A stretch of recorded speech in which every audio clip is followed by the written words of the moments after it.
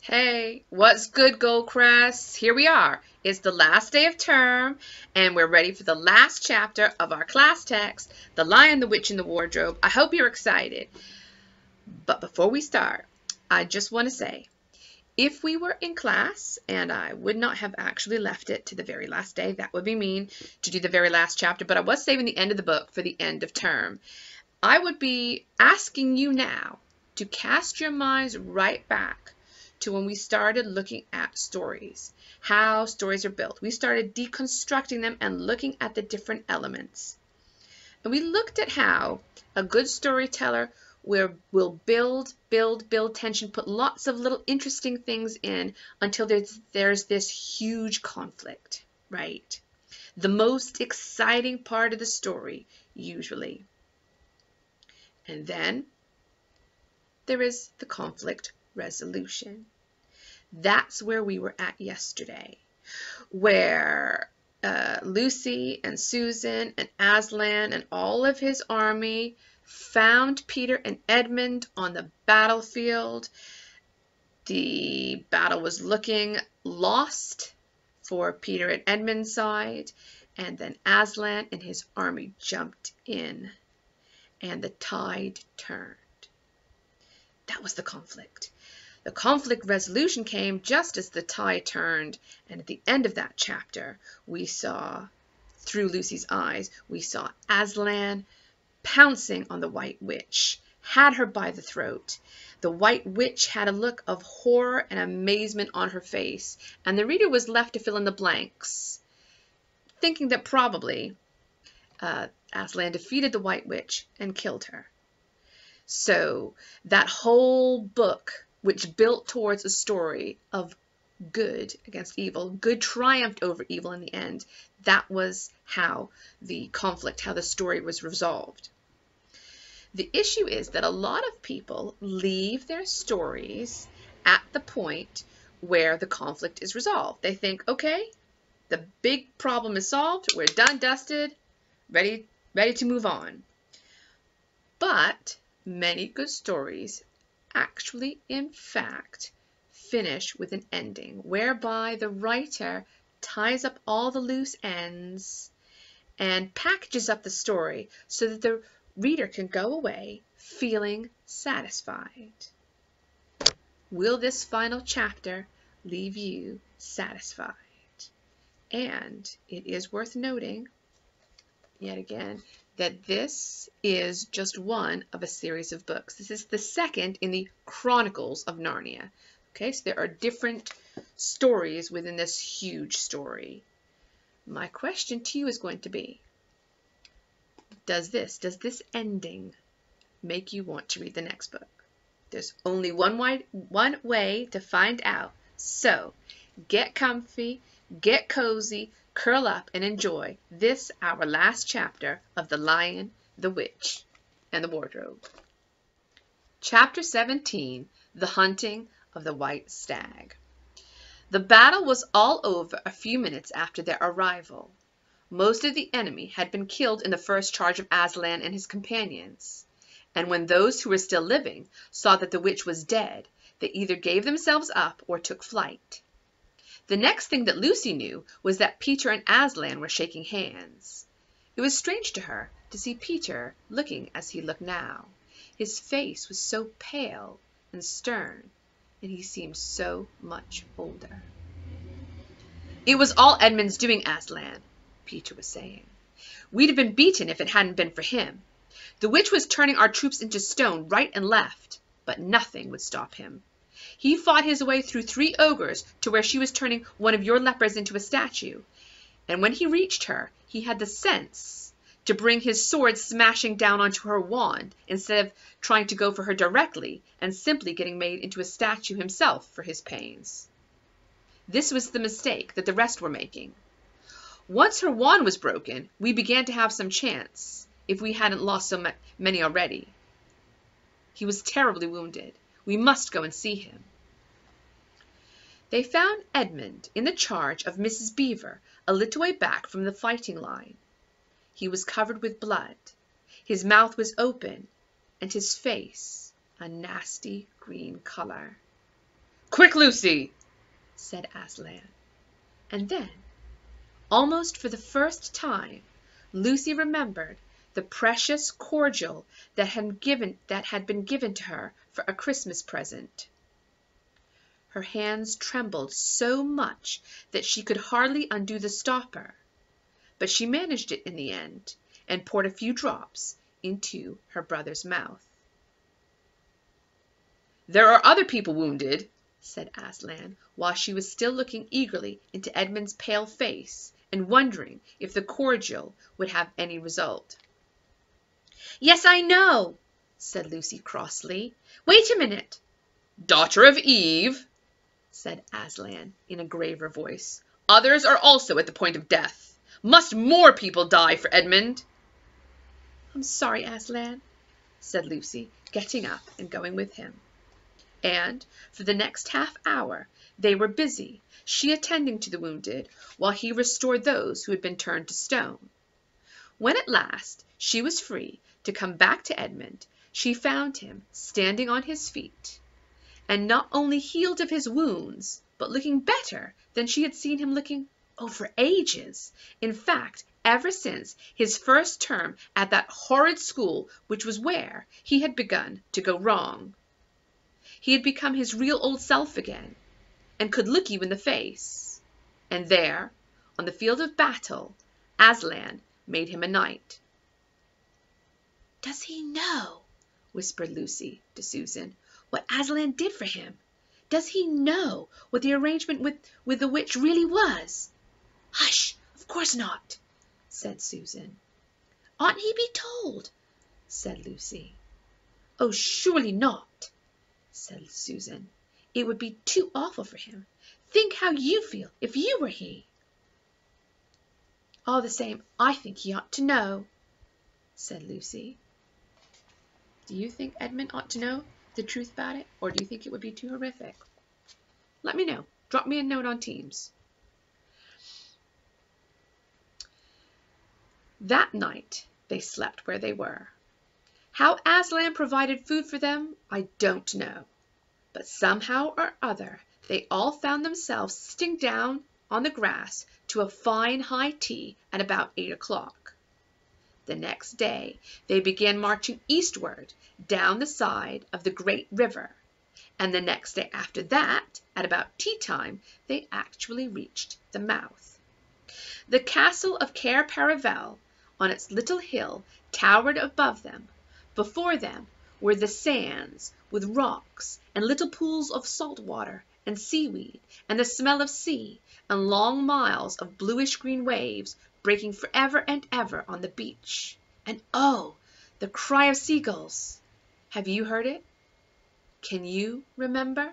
That evening, after tea, the 4 children all managed to get down to the beach again and get their shoes and stockings off, and feel the sand between their toes. But the next day was more solemn, for then, in the great hall of Cair Paravel, that wonderful hall with the ivory roof, and the west wall hung with peacock's feathers, and the eastern door which looked towards the sea, in the presence of all of their friends, and to the sound of trumpets, Aslan solemnly crowned them, and led them to the 4 thrones, amid deafening shouts of "Long live King Peter! Long live Queen Susan! Long live King Edmund! Long live Queen Lucy!" Once a king or queen in Narnia, always a king or queen. Bear it well, sons of Adam! Bear it well, daughters of Eve! said Aslan. And through the eastern door, which was wide open, came the voices of the mermen and the mermaids, swimming close to the shore and singing in honor of their new kings and queens. So the children sat on their thrones, and scepters were put into their hands, and they gave rewards and honors to all their friends, to Tumnus the fawn, and to the beavers, and giant Rumblebuffin, to the leopards and the good centaurs, and to the good dwarfs, and to the lion. And that night there was a great feast in Cair Paravel, and revelry and dancing, and gold flashed and wine flowed, and answering to the music inside. But sweeter, stranger, and more piercing came the music of the sea people. But amidst all these rejoicing, Aslan himself quietly slipped away. And when the kings and queens noticed that he wasn't there, they said nothing about it, for Mr. Beaver had warned them. "He'll be coming and going," he had said. "One day you'll see him, and another you won't. He doesn't like being tied down. And of course he has other countries to attend to. It's quite all right. He'll often drop in, only you mustn't press him. He's wild, you know, not like a tame lion." And now, as you see, this story is nearly, but not quite, at an end. These 2 kings and 2 queens governed Narnia. Well, I'm going to say that bit again. And now, as you see, this story is nearly, but not quite, at an end. These 2 kings and 2 queens governed Narnia well, and long and happy was their reign. At first, much of their time was spent in seeking out the remnants of the White Witch's army and destroying them. And indeed, for a long time, there would be news of evil things lurking in the wilder parts of the forest, a haunting here and a killing there, a glimpse of a werewolf one month, and the rumor of a hag the next. But in the end, that foul brood was stamped out, and they made good laws, and kept the peace, and saved good trees from being unnecessarily cut down, and liberated young dwarfs and young satyrs from being sent to school, and generally stopped busybodies and interferers, and encouraged ordinary people who wanted to live and let live. And they drove back the fierce giants, quite a different sort to Giant Rumblebuffin, in the north of Narnia when these ventured across the frontier. And they entered into friendship and alliance with countries beyond the sea, and paid them visits of state, and received visits of state from them. And they themselves grew and changed as the years passed over them. And Peter became a tall and deep-chested man and a great warrior, and he was called King Peter the Magnificent. And Susan grew into a tall and gracious woman with black hair that fell almost to her feet, and the kings of the countries beyond the sea began to send ambassadors asking for her hand in marriage. And she was called Queen Susan the Gentle. Edmund was a graver and quieter man than Peter, and great in counsel and judgment. He was called King Edmund the Just. But as for Lucy, she was always gay and golden-haired, and all the princes in those parts desired her to be their queen, and her own people called her Queen Lucy the Valiant. So they lived in great joy, and if ever they remembered their life in this world, it was only as one remembers a dream. And one year it fell out that Tumnus, who was a middle-aged fawn by now and beginning to be stout, came down river and brought them news that the white stag had once more appeared in his parts, the white stag who would give you wishes if you caught him. So these 2 queens and these 2 kings, with the principal members of their court, rode a-hunting with horns and hounds in the western woods to follow this white stag. And they had not hunted long before they had sight of him, and he led them a great pace over rough and smooth, and through thick and thin, till the horses of all the courtiers were tired out, and these 4 were still following. and they saw the stag enter a thicket where their horses would not follow. Then, said King Peter, for they talked in quite a different style now, having been kings and queens for so long, fair consorts, let us now alight from our horses and follow this beast into the thicket, for in all my days I never hunted a nobler quarry. Sir, said the others, even so let us do. So they alighted and tied their horses to trees and went on into the thick wood on foot. And as soon as they entered it, Queen Susan said, Fair friends, here is a great marvel, for I seem to see a tree of iron. Madam, said King Edmund, if you look well upon it, you shall see it is a pillar of iron with a lantern set upon the top thereof.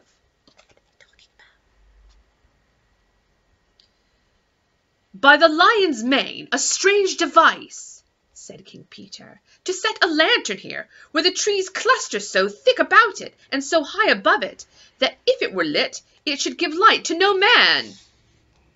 Sir, said Queen Lucy, by likelihood, when this post and this lamp were set here, there were smaller trees in place, or fewer, or none, for this is a young wood, and this iron post is old. And they stood looking upon it. Then said King Edmund, I know not how it is, but this lamp on the post worketh upon me strangely. It runs in my mind that I have seen the like of it before, as it were in a dream, or in the dream of a dream. Sir, answered they all, it is even so with us also. And more, said Queen Lucy, for it will not go out of my mind that if we pass this post and lantern, either we shall find strange adventures, or else some great change in our fortunes. Madam, said King Edmund, the like foreboding stirreth in my heart also. And in mine, fair brother, said King Peter.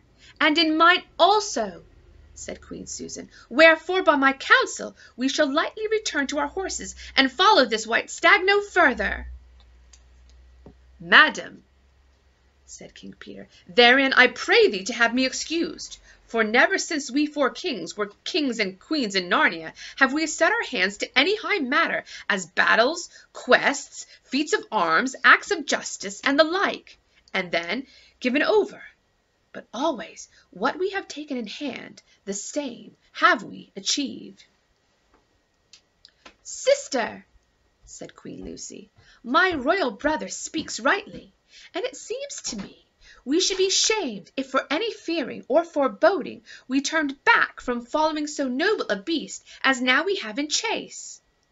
And so say I, said King Edmund, and I have such desire to find the signification of this thing that I would not, by my good will turn. Start again, Miss Tinder. And so say I, said King Edmund, and I have such desire to find the signification of this thing that I would not by my good will turn back for the richest jewel in all Narnia and all the islands. Then, by the name of Aslan, said Queen Susan, if ye will all have it so, let us go on and take the adventure that should fall to us. So these kings and queens entered the thicket, and before they had gone a score of paces, they all remembered that the thing they had seen was called a lamp-post. And before they had gone 20 more, they noticed that they were making their way not through branches, but through, can you guess, coats. And the next moment they all came tumbling out of a wardrobe into the empty room, and they were no longer kings and queens in their hunting array, but just Peter, Susan, Edmund, and Lucy in their old clothes, probably looking like many of you did on our evacuee day. It was the same day and the same hour of the day on which they had all gone into the wardrobe to hide. Mrs. McGreedy and the visitors were still talking in the passage, but luckily they never came in to the empty room, and so the children weren't caught. And that would be the very end of our story, if it hadn't been that they felt they really must explain to the professor why 4 of the coats out of his wardrobe were missing. And the professor, who was a very remarkable man, didn't tell them not to be silly or tell lies, but believed the whole story.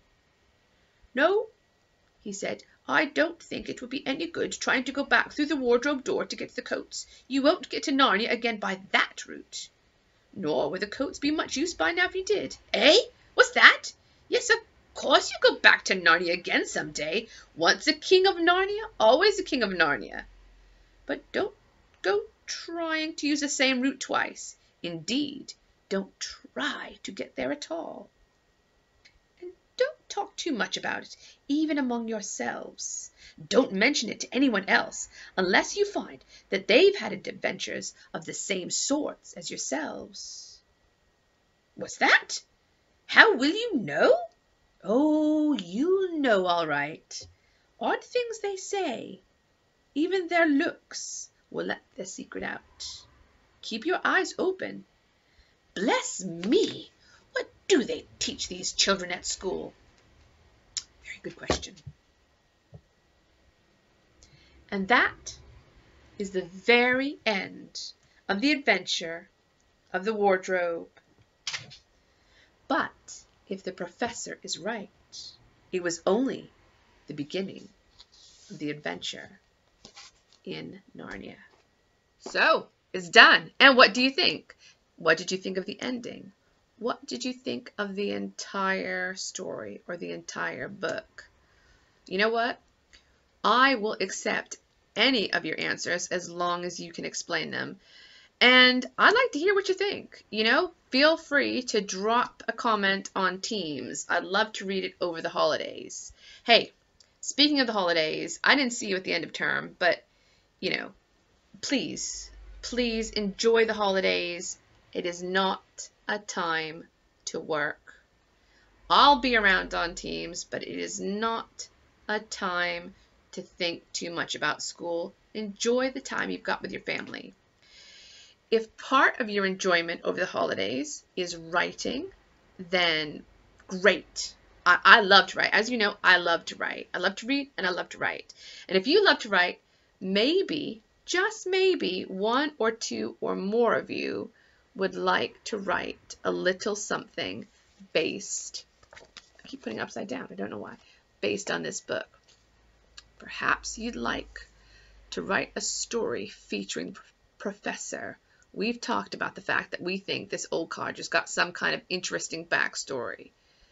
What's his deal? Maybe you let me know what you imagine in a story that you write at home.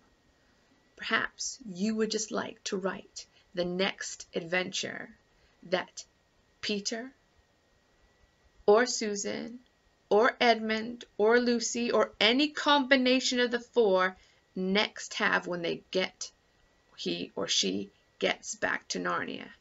How will they get there? Why did they go? And what will happen? If you don't do that, that's cool. But if you're inspired, I would be delighted for you to email me a story or wait until we get back. Whatever you do, happy holidays to you all.